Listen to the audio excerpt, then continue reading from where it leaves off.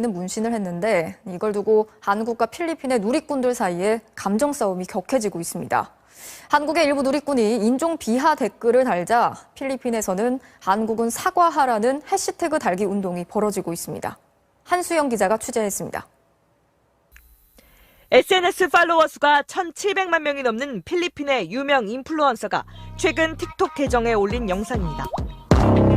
음악에 맞춰 춤을 추는 그의 팔에 새겨진 굵직한 문신. 이 문신을 본 한국 네티즌들은 일본 제국주의 상징인 우길기와 비슷하다며 비난을 쏟아냈고 댓글은 순식간에 10만 개를 넘어섰습니다. 결국 이 여성은 문신이 불쾌했다면 죄송하다며 자신은 한국을 사랑하고 용서를 구한다고 사과했습니다.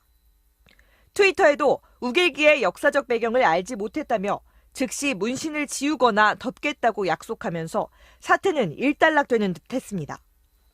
그런데 사과 영상에 일부 한국인들이 필리핀과 필리핀 국민들을 향해 가난한 나라, 무식하고 작은 사람들, 못생겼다는 인종차별적 댓글을 달면서 이번엔 필리핀 네티즌들이 분노했습니다. 한국 취소하라, 한국 사과하라는 해시태그를 붙인 글이 수십만 건 넘게 올라오면서 순식간에 SNS를 뒤덮은 겁니다.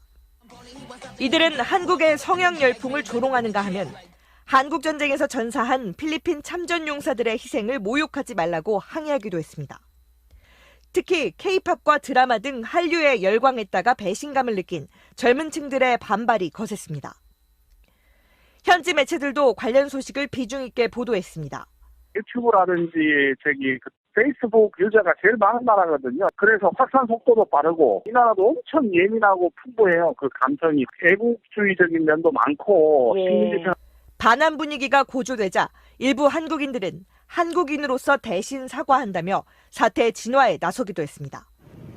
하지만 필리핀 현지 한인들은 온라인에서 촉발된 반한 움직임이 일상으로까지 확대될까 염려하고 있습니다.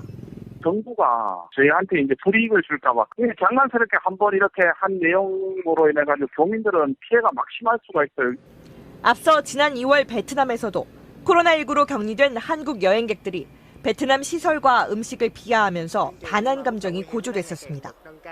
MBC 뉴스 한수연입니다.